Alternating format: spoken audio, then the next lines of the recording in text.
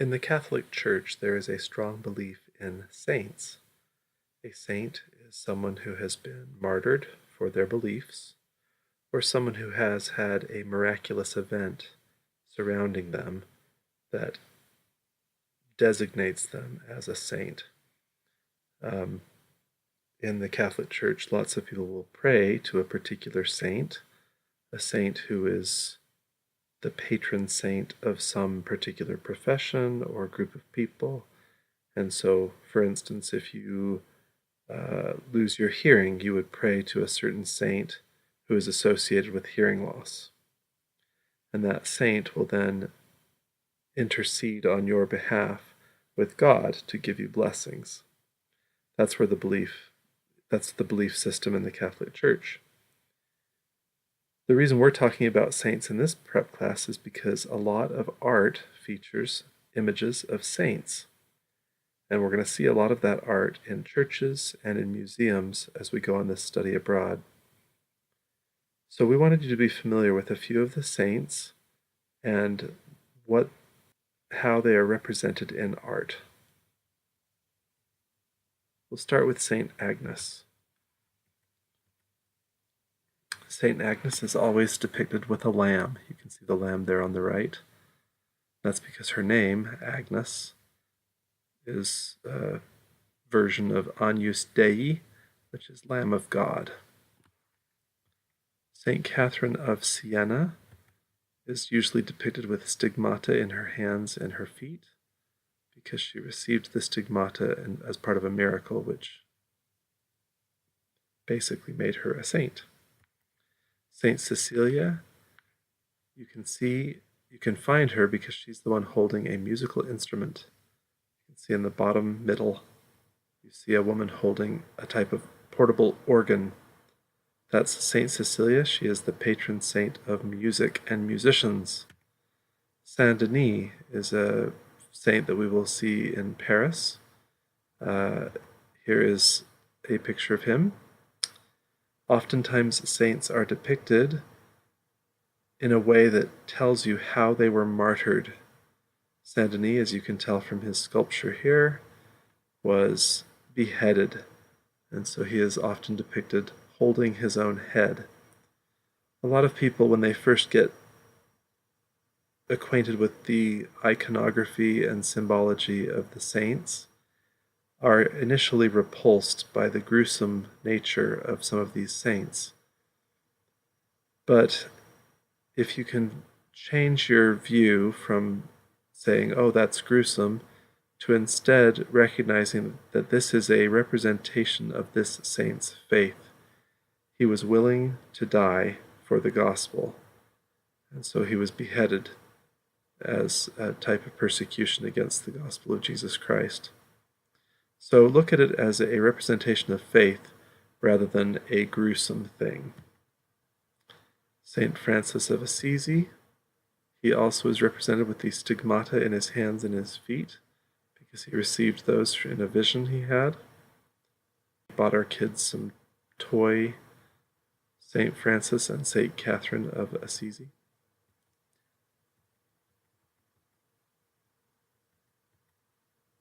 Saint Lucia.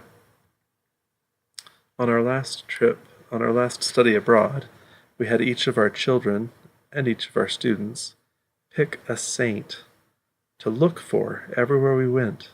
Every museum, every church, they were to look for representations of their saint.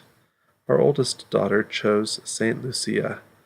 Saint Lucia is a saint who was being forced to marry someone that was an unbeliever, and in an effort to avoid this unpleasant situation, she disfigured herself by plucking out her own eyeballs. As a result, when she is depicted in art, she is depicted holding a plate or a little tray with her eyeballs in it. Again, you can see in this first painting, she has eyes in her head as well. The little plate of eyes that she's holding is merely a representation of her willingness to mutilate herself rather than be married to an unbeliever. Here's a statue of her. You can see the eyeballs on that little tray she's holding right between the dagger. There's another with her holding a little tray with eyeballs on it.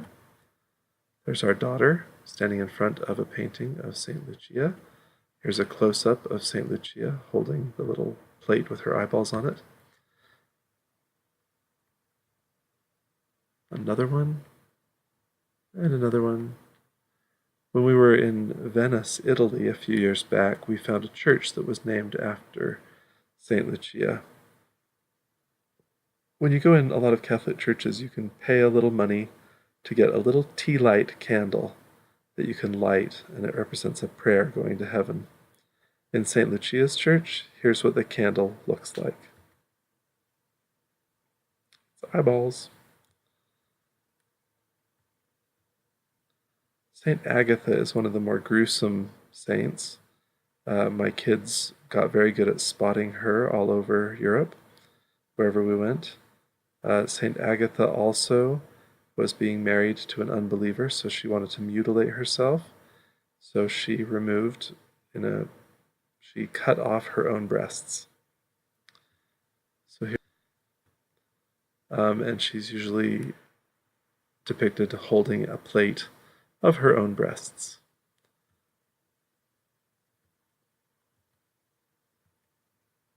St. Paul is often shown wielding a sword. I assume it's the sword of righteousness.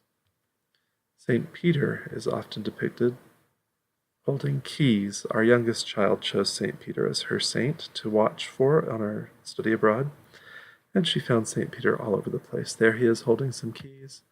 There he is holding some keys. These are the keys of the priesthood. There he is again, and again.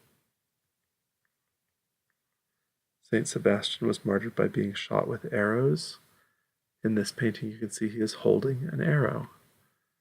This is a sculpture of him filled with, well, you can see 3 arrows. In the shop we were in, there was a little tiny statue replica of this sculpture, and it was a toothpick holder. And we are still kicking ourselves for not buying that little toothpick holder. Seems a little bit irreverent, but it was being sold in the gift shop at the St. Sebastian Church, just outside of Rome, so I guess they didn't figure it was too offensive. There's another painting of St. Sebastian filled with arrows.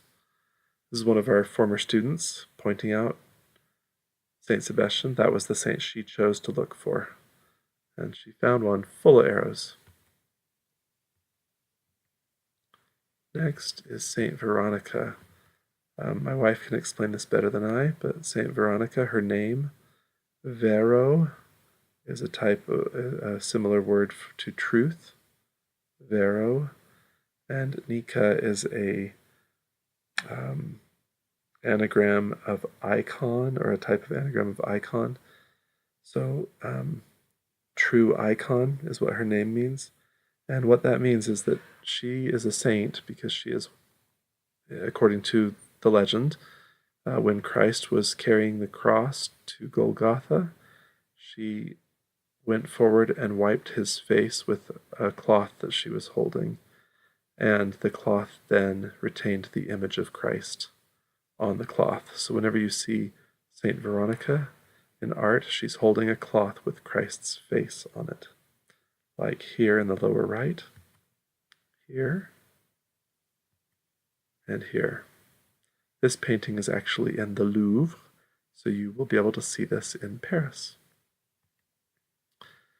One of our favorites is St. Catherine of Alexandria, and that's because our daughter Catherine chose St. Catherine as her saint to look for while we were on our study abroad. We found her everywhere.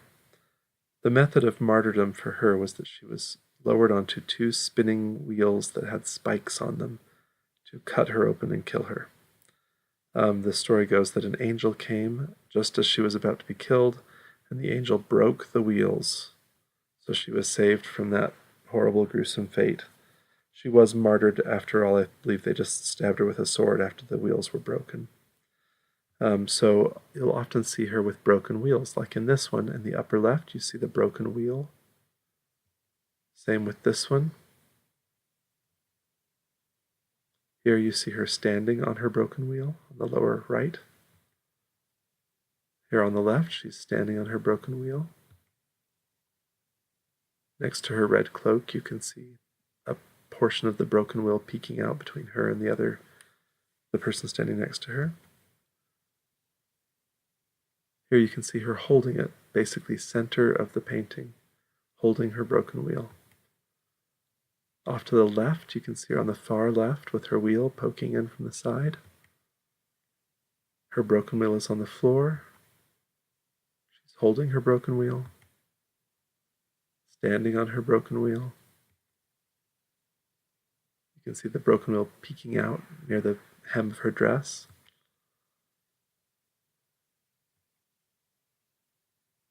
Lots of broken wheels.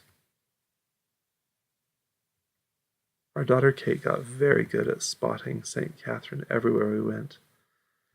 So here's our Kate in Paris at a certain church, and in the background you can see a woman standing with a part of a wheel. That's St. Catherine.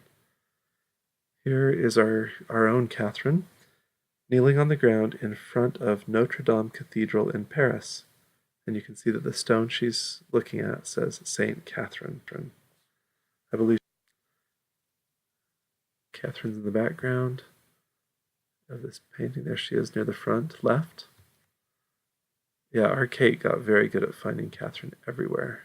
Everywhere we went, she found Catherine. Even on a rooftop of a church in Italy, she found her. So there she is, St. Catherine.